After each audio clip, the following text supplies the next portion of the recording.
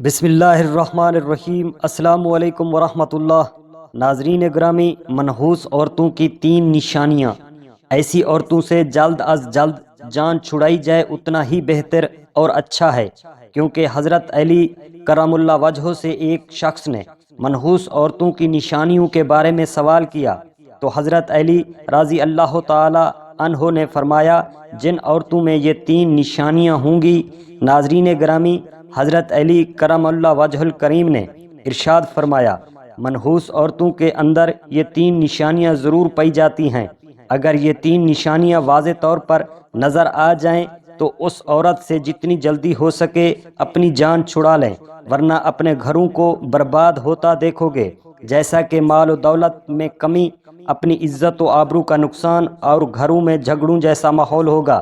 ناظرین گرامی، انسانی معاشرے میں مرد حضرات عورتوں کے وجود سے تشکیل و تکمیل اور تخلیق پاتا ہے۔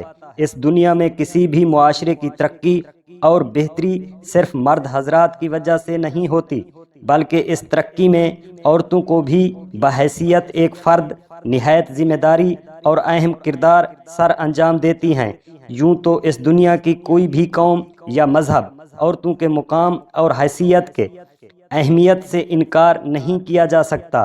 اسی لیے دین اسلام نے جس طرح سے عورتوں کے مقام اور مرتبے کو انسانی معاشرے میں اجاگر اور بلند کیا ہے، عورتوں کے کردار کو مذہبی یا اخلاقی، معاشرتی اور سماجی ہر اعتبار سے عورتوں کو اہمیت دی گئی ہے، اس کی اس دنیا میں کوئی بھی مثال نہیں ملتی۔ اب یہ بات بھی حقیقت اور لازم ہے کہ دین اسلام سے پہلے عورت نہایت ہی مظلوم اور بے بس ہر اعتبار سے ایک ایسی زندگی گزارنے پر مجبور تھی جو مردوں کے مرہون منت ہوا کرتی تھی، کیونکہ اس معاشرے میں عورتوں کی کوئی عزت اور کوئی احترام نہ تھا۔ اس وقت عورتوں کے وجود کو قابل ذلت اور حقارت سمجھا جاتا تھا اور اسے تمام برائیوں کا اور مصیبتوں کا ذمہ دار اور سرچشمہ جانا اور مانا جاتا تھا۔ دین اسلام کی آمد پر مجبور اور لاچار عورتوں کے لیے غلامی اور ظلم سے نجات اور آزادی کا پیغام بن کر سامنے آیا۔ دین اسلام نے ان تمام غلط رسمیں اور رواجوں کو مکمل طور پر ختم اور رد کر دیا جو عورتوں کے انسانی حقوق اور وقار کے خلاف تھیں۔ دین اسلام نے عورتوں کو وہ حقوق عطا کیے جس کی وہ حقدار تھیں۔ اسی وجہ سے معاشرے میں عورتوں کی عزت و احترام اور تعظیم کی وہ مستحق ہوئیں جس کے پیش نظر مستحق مرد ہیں۔ محترم ناظرین گرامی، اسلامی تعلیمات کے پیش نظر عورتوں کا پہلا روپ اس معاشرے اور دنیا میں رحمت سمجھا جاتا ہے، کیونکہ بیٹی یا بہن بن کر پورے خاندان کے دلوں پر راج کرتی ہیں، یا بہن بن کر بھائی کے دلوں میں سچی اور مخلص دوست اور ماں کا بازو بن جاتی ہے۔ محبت کیسے کی جاتی ہے؟ جب بیوی بنتی ہے تو ہمیشہ ساتھ نبھانے والی، ہر مصیبت اور دکھ سکھ کا ساتھی بن جاتی ہے۔ اسی لیے اللہ رب العزت عورتوں کا مرتبہ اور رتبہ اس قدر بلند اور اونچا فرماتے ہیں کہ وہ جنت کو اٹھا کر ماں کے قدموں میں رکھ دیتا ہے۔ حضرت علی کرم اللہ وجہہ فرماتے ہیں، اللہ رب العزت ارشاد فرماتے ہیں، مرد کی مردانگی اور طاقت کی سب سے عظیم وجہ اس لیے مانی جاتی ہے، کسی مرد کی وجہ سے کبھی بھی کسی عورت کی آنکھوں میں آنسو نہ آئے۔ یہ جان لیجئے، کسی باشعور معاشرے میں عورتوں کا فطری مقام اس کا گھر ہے، جہاں وہ اپنے خاندان اور اپنے بچوں کے ساتھ اپنی چھوٹی سی سلطنت کی ملکہ رانی ہوتی ہے۔ دین اسلام نے عورتوں کو وہ مقام اور مرتبہ اور رتبہ عطا فرمایا ہے جو کسی دوسرے مذاہب نے عورتوں کو عطا نہیں کیے۔ دین اسلام میں مرد کو عورت کا محافظ قرار دیا ہے، اور یہ ہمارا مذہب دین اسلام ہی ہے جس نے خاندانی رشتوں کی پہچان کروائی ہے۔ اس ویڈیو میں عورتوں کی کچھ ایسی خوبیاں بیان کی جائیں گی جن سے عورت کا کردار مزید مزین اور صاف نظر آئے گا۔ ساتھ ہی ساتھ عورتوں کی 3 ایسی غلطیوں کے پیش نظر میں بتایا جائے گا جن کے سبب جب عورتوں کو منحوس قرار دیا ہے، اور یہ 3 کام یا 3 غلطیاں جو بھی عورت کرتی ہے تو وہ منحوس عورت کہلاتی ہے۔ اس حوالے سے حضرت علی رضی اللہ تعالی عنہ کا قول مبارک بھی آپ کو بتائیں گے کہ آپ رضی اللہ تعالی عنہ نے اس بارے میں کیا ارشاد مبارک فرمایا ہے۔ تمام خواتین کو یہ باتیں ہمیشہ کے لیے یاد رکھنی چاہیے۔ جب بھی عورتوں کی اچھی خوبیوں کی بات ہوگی تو خامند کی فرما برداری سر فہرست اور اول مانی جائے گی۔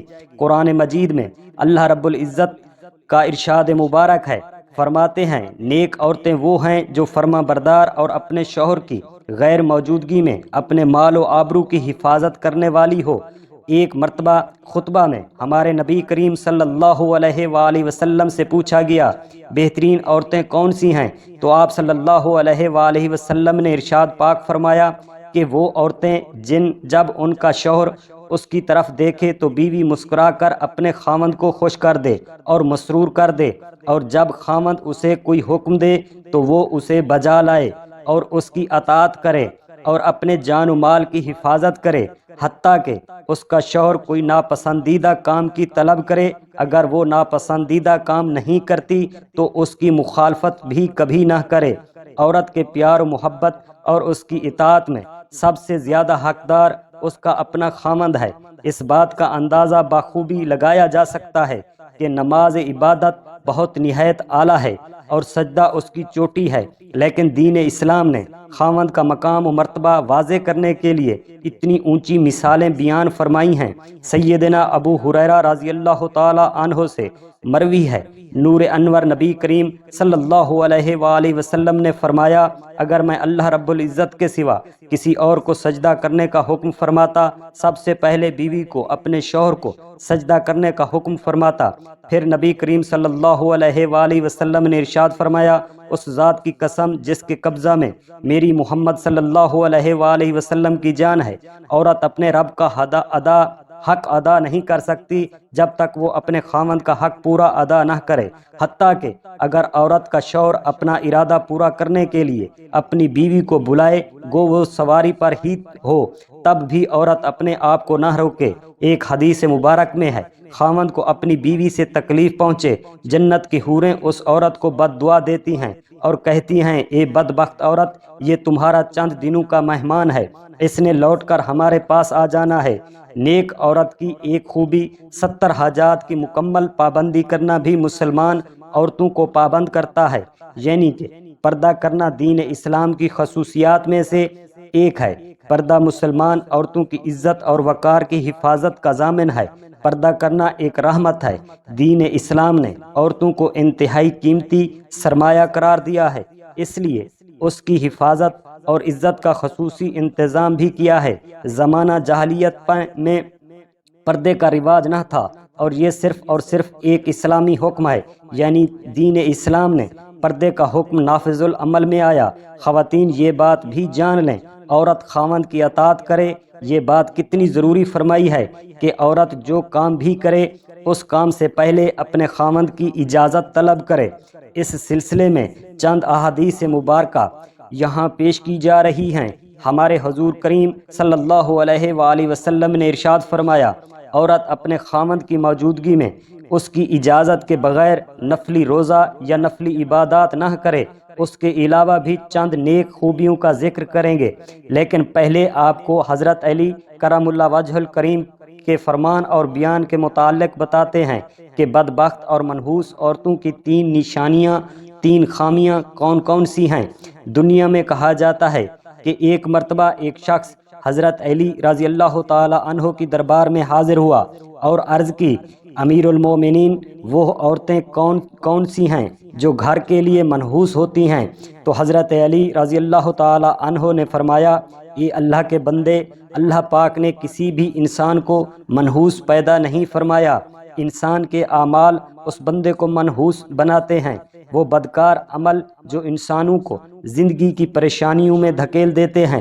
حضرت علی رضی اللہ تعالی عنہ نے فرماتے ہوئے کہا بدکار عمل کرنے کی وجہ سے عورتیں پریشانی کا سبب بنتی ہیں اور ان عورتوں میں نحوست پائی جاتی ہے۔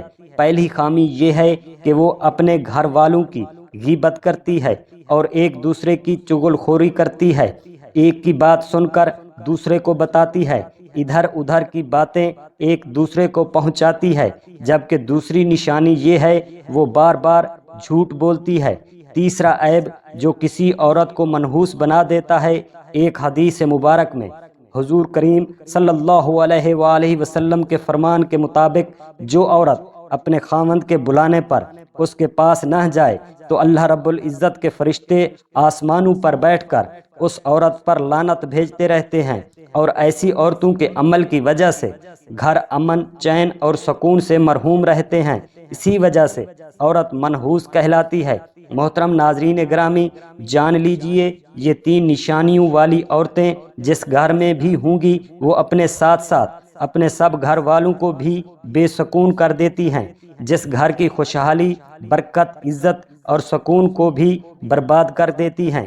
یہ 3 نشانیاں یعنی کہ غیبت کرنا، خاوند کی بات نہ ماننا اور جھوٹ بولنا، یہ 3 کام کسی بھی عورت کو ہرگز نہیں کرنے چاہیے، جبکہ ان 3 کاموں میں سے 2 کام تو ایسے ہیں جو کہ عورتوں کے علاوہ مردوں کو بھی نہیں کرنے چاہیے، یعنی کہ غیبت کرنا، چغل خوری کرنا اور جھوٹ بولنا۔ یہ تینوں کام گناہ کا سبب بنتے ہیں۔ عورتوں کے لیے یہ بھی حکم ہے وہ اپنے خاوند کی اجازت کے بغیر کسی کو بھی اپنے گھر میں داخل ہونے کی اجازت نہ دے، جیسا کہ ہمارے نبی کریم صلی اللہ علیہ وآلہ وسلم کا ارشاد مبارک ہے۔ فرماتے ہیں جب بھی کوئی مرد کسی اجنبی غیر محرم عورت کے ساتھ سوتا ہے، خلوت میں ہوتا ہے، تو ان میں تیسرا شیطان بن جاتا ہے۔